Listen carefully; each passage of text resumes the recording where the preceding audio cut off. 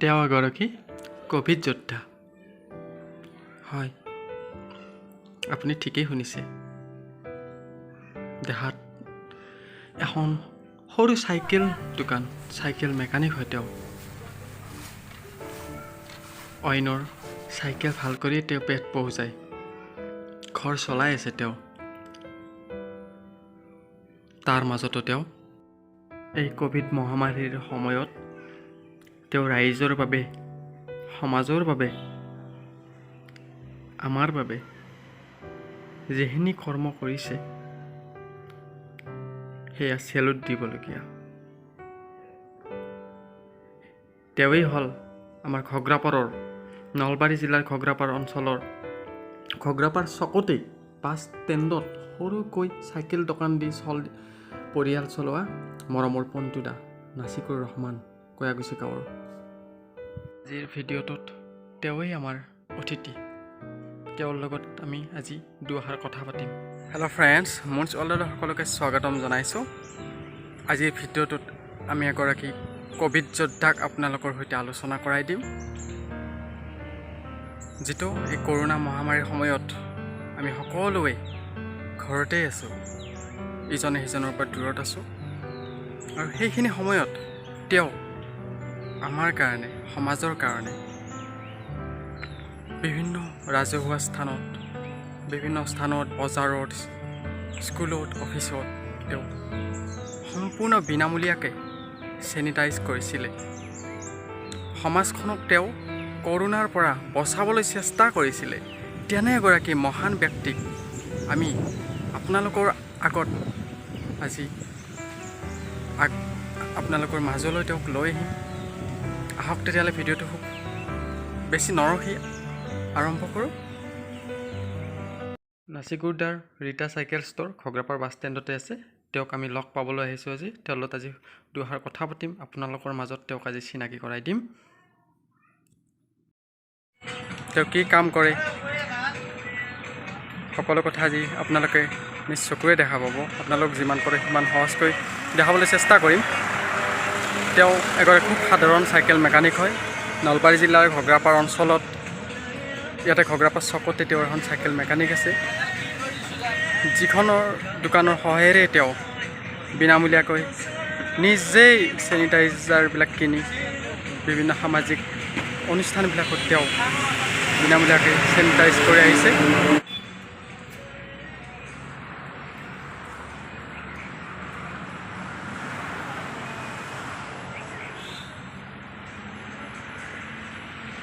আমি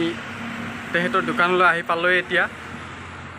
পণ্টুদা আমাৰ সকলোৰে মৰমৰ ঘগ্ৰাপাৰ অঞ্চলৰ আমাৰ ইয়াত সকলোৱে চিনি পায় তেওঁক পণ্টুদা নাচিকুৰ ৰহমান হয়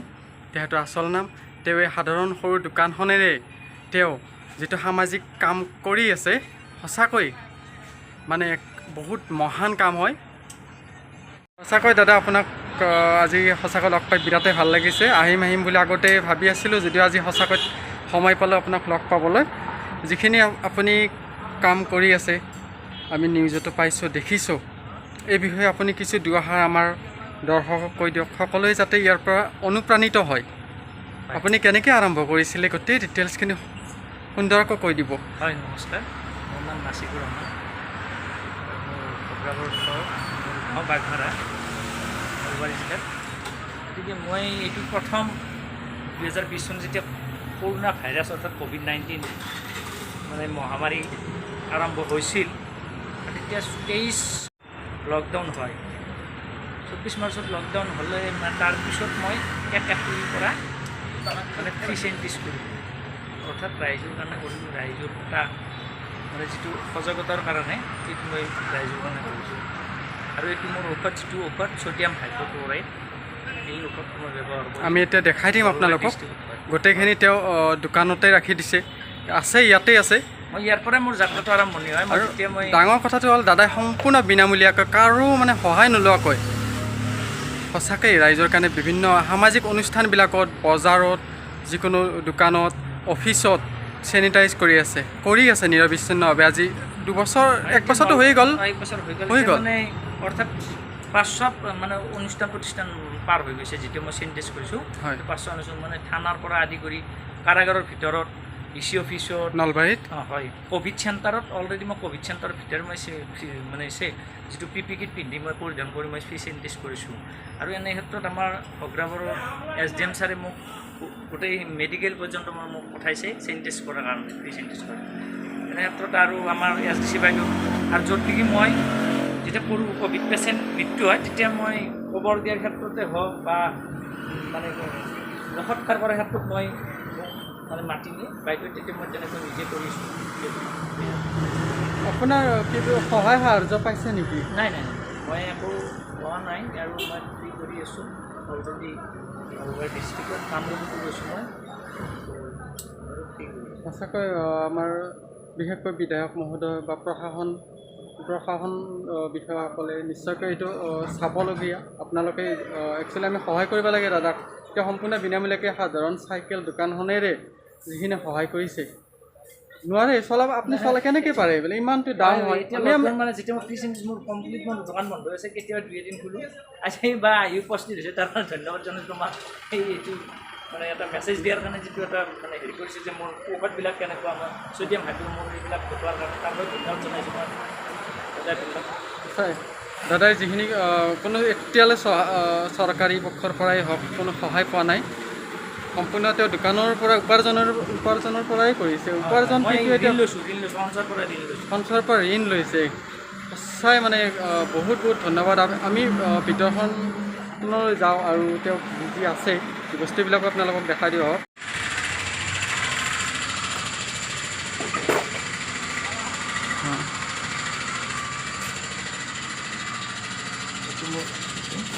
এইটো কি হয় বগা টেমাটো ছডিয়াম হাইড্ৰক্লৰাইড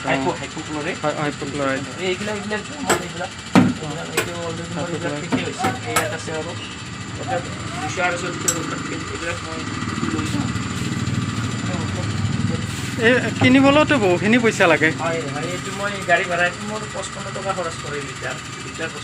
1 লিটাৰত 55 টকা আপোনাৰ এতিয়ালৈ কিমানমান পইচা খৰচ হ'ল আপুনি এটা এপ্ৰক্সিমেটলি এটা কৈ দিয়ক নাই নাই নাই এইটো মই নকওঁ এইটো বেয়া কথা হ'ব মই কিমান যিমান মোৰ বাইকো তেল খৰচ আছে কিবা আছে মই এইবিলাক মই মোৰ হাজিৰা মই সেইটো কোৱা নাই মই এইটো নালাগে এইটো মই পইচাৰ কথাটো নকওঁ আমি বেয়া পাব কথা আছে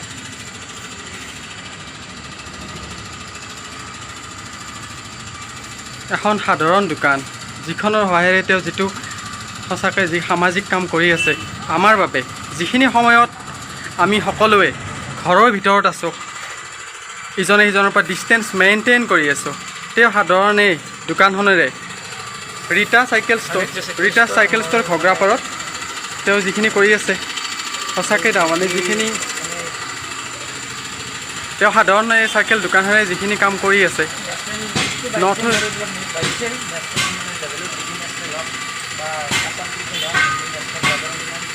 বহুখিনি নিউজতো তেওঁৰ ভিডিঅ' ওলাইছে ইলেক্ট্ৰনিক মাধ্যম বা প্ৰিণ্টিং মিডিয়া মানে পৰ্টেল মিডিয়া হওক বা ইউটিউবাৰ হওক যিকোনো মানে মোক সহায় হয় মানে অৰ্থাৎ বহুতো মানে যিটো এই চেনিটাইজ এইটোৰ ক্ষেত্ৰত যে আগবাঢ়ি মোৰ মেছেজটো দিছে বা নিউজ প্ৰচাৰ কৰিছে সৰ্বশেষত দাদাক বহুত ধন্যবাদ আপুনি এই কৰোণা মহামাৰীৰ সময়ত যিখিনি সহায় কৰিছে ৰাইজক এই সহায় চাগে কোনেও পূৰণ কৰিব নোৱাৰিব সঁচাকৈ যিখিনি কৰিছে বহুতেই মানে বহুত ধন্যবাদ কাৰণ আমি সেইখিনি সময়ত ঘৰত আছোঁ কিন্তু সেইখিনি টাইমত আপুনি নিজৰ জীৱনলৈ মানে কেৰেপ কৰা নাই ৰাইজৰ হকে ওলাই আছে আপোনাৰোতো পৰিয়াল আছে আপুনি সঁচাকৈ মোৰ দুটা ল'ৰা অঁ তেখেতৰ 2জন ল'ৰা হয় কিমানত পঢ়ি আছে বাবুহঁতে বাবু এটা UKG মানে এইটো এতিয়াতো লকডাউন স্কুল নাই UKG পাইছিল আৰু এটা বাচ্ছা মোৰ সৰু 1.5 বছৰ হৈছে